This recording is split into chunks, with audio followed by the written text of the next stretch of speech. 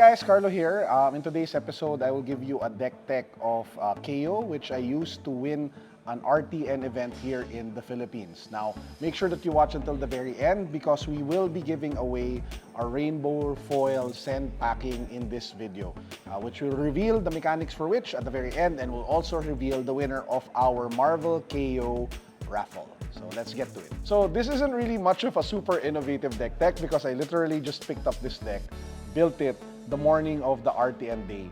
In fact, this is more of a testimonial of how good the pro players are and why you should subscribe to their Patreon. I think I have fairly good fundamentals when it comes to Flesh and Blood. And if you have the basics down, it allows for you to be versatile in what deck you want to decide to play.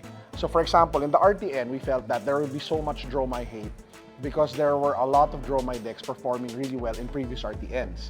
So true enough, there were like a bajillion ninjas during the RTN, and I decided to shift from Draw My and play KO instead the morning of the event. Put it together after checking out the list of Yuki, watching her videos, taking a look at her guides, and then went all the way and won the entire event. So this is really more of me saying her guide rocks.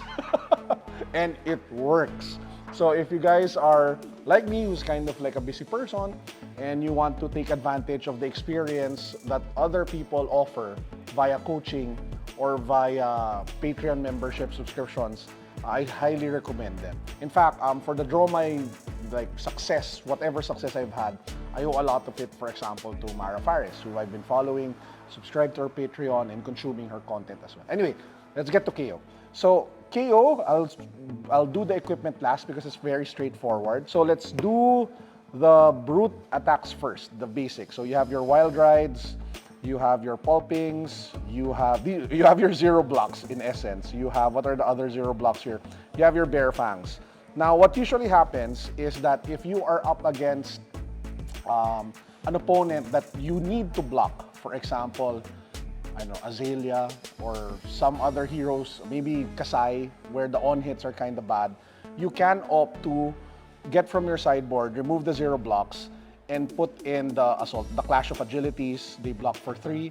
You can put in Assault and Battery. They block for 3. Just so you are not stuck with the zero blocks. So always remember that. Apart from that, of course, you have your pack hunts, which have Intimidate. You have Beast Within. I have 2 white bordered. We'll fix that eventually. You have Savage Feasts. You have Swing Bigs. You have Runner Runners. You have, and of course, the 6 of my favorite cards in the deck, which is basically 3 CNCs and 3 send packings. You get so much value of this because you constantly generate my tokens. So it's easy to play the value game of just blocking and then sending them a CNC for 7, sending them a send packing for 7, or maybe even 8 or 9. If you pull out Cast Bones and you do 12 CNC, which is just insane if you think about it, 12 go again. So there's just so much value to be had out of just blocking out and picking your spots versus just trying to out aggro your opponent. So those are like the basic attacks that we have. So I'll set this aside first, and then we will go to the brute stuff, or like the key brute cards. Now, obviously you have Blood Rush. Blood Rush is not as powerful in this deck as it would be with Rhinar, but it still gets the job done. I mean, a Blood Rush turn when you're able to claw for 5, attack maybe with a Wild Ride or a Bare Fangs after, just has so much value, especially if you're just blocking out. And then you have your Blood Rush in the arsenal, and just you swing back for a ridiculous amount and you get a lot of value. Now this card, Cast Bones, is kinda weird because there are a lot of people who've been saying lately that you shouldn't play it anymore because that off turn that you do, because you are delaying the value to the next turn, can sometimes actually cost you the game. For example, if I'm Draw My and you do Cast Bones, it's a very good thing for me because it allows me to either set up the board, allows me to do stuff to mess with your hand, so that you're not able to get the max value from Cast Bones. However, having said that, I won so many games because of the turn 0 Cast Bones that just kept on happening throughout the RTN. I mean, there was this one instance against Katsu. I rolled Scabs. I went first. I got 4. So I have 2 action points. And then I played 2 Cast Bones. And then next turn, it was like, I don't know, I think I did like a Blood Rush, double Blood Rush, and then hit him with a Swing Big for 25, followed by for a pack hunt for 10. And it was just, you know, it literally won the game. So that's why I think it's kind of dependent on what your playstyle is. If you want something super consistent, for example, it's the Worlds, and you know that there's just 4 CC games that will happen on day 1. You might want to take this out and just put in something that's consistent. That ultimately depends on your playstyle. But me, being the gambler that I am, I'll probably, if ever I do decide to play Kayo, I'll probably stick with it. Because again, ultimately, it depends on what your playstyle is and how you feel like, how you want to play. So yeah, those are like the super brute cards. Okay, next we have our wind-up cards. You have Mighty Wind-Ups in blue, Agile Wind-Ups in blue, and then Yellow Agile Wind-Ups. They're great, for example, if you just want to do a claw, generate a might and an agility token, and then hit them with a swing big or a bear fangs. So again, that's so much value out of a 3-card hand that you're able to generate just because you're able to generate both the tokens, activate the claw, and then hit them with something big. Yeah, and they're also obviously attack 5, attack 6 because of Kayo's ability blues that you obviously need to trigger his ability. So I'll set this aside. Next we have our other blues. This is a blue heavy deck. You have Pack Calls, you have Reckless Swings 2, you have Riled Up, Smash Instincts, Assault and Battery, Wrecker Romps. So you just have a variety of blues on top of what the other blues that I mentioned earlier. In terms of the sideboard options that you have, we have 2 smashing performances, obviously to help with occasional mechanologist. The list of Yuki runs 2 No Fears. I wanted to run No Fears, but I literally left them at home. So the only other brute card I had were Skull Crack. So I just put them in for the heck of it. They're also block 3. So again, I just thought to myself, get a red block 3 to replace the no blocks. That should work, right? You have Assault and Battery, which is super powerful because if you attack with it and then just beat chest, you generate an agility token for next turn. Again, I already talked about the value of the Clash of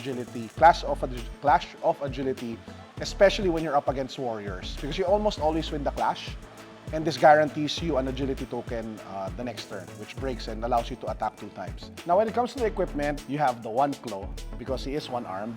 You have Tunic, which you use most of the time unless it's a mirror, wherein you decide to use Heart and Cross Trap so that you get that burst. Obviously, we have Scab Skins, which is 2 block. Now, a lot of people say that you shouldn't roll Scab Skins. I roll it a lot. Maybe that's because I'm a gambling person. And fortunately, I am luckier than most.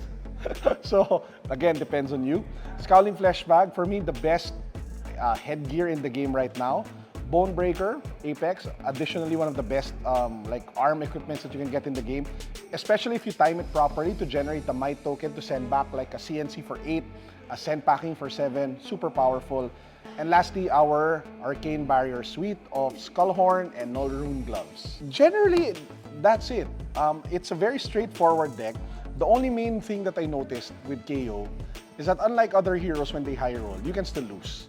For example, you high roll with Roma, it's not a guaranteed win. You high roll with Briar before, it's not a guaranteed win. Same for most classes. But the moment you high roll with Kayo, the value is just overwhelmingly big that you're able to almost always eke out that win, especially if you do like a turn 0 cast bones, or you do several turns back to back of attack plus cast bones and attack plus cast bones, and especially if you're lucky with Scab Skins, which happened to me as well.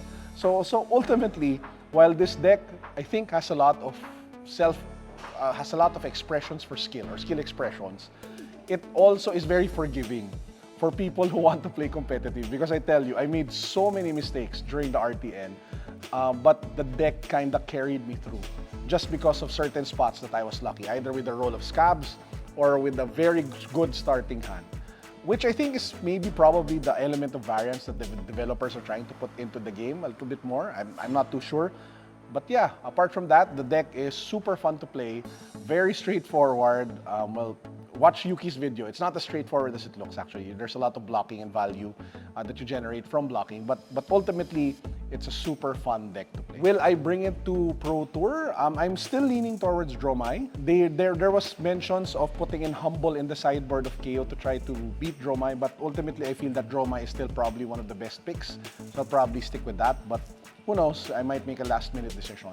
Now, to end, I will share with you guys the winner of our raffle for the Kayo Marvel, and then I'll share with you the details of our raffle for our Rainbow Foil Send Packing.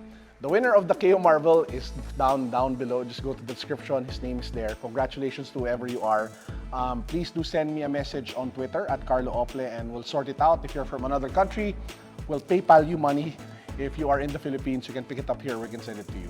And for the Send Packing Rainbow Foil Raffle, all you guys have to do is to comment down below what you think of Kayo's position is in the meta, specifically in today's meta, and then subscribe to the channel. If you are not subscribed to the channel, if you do not like this video, you will be disqualified from winning in the raffle. So make sure you do that, hit the subscribe button, comment down below, and we'll see who wins probably after Pro Tour. Probably in 2 weeks, we'll draw the winner. So yeah, that's it. Thanks for watching. I hope you guys enjoyed. If ever you do play Kayo, let me know what you guys think of the deck down below. Would love to hear from you.